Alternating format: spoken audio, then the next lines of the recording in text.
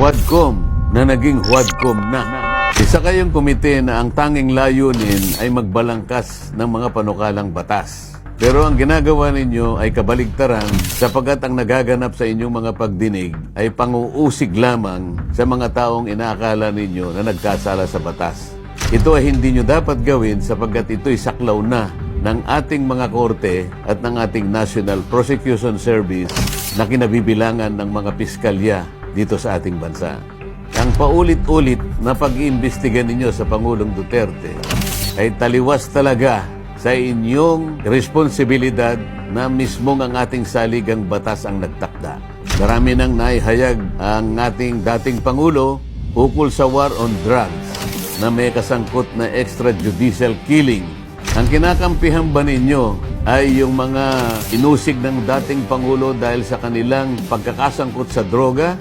O talagang nagpapasikat lamang kayo at ayaw ninyong bigyan ng daan ang may kinalaman sa droga?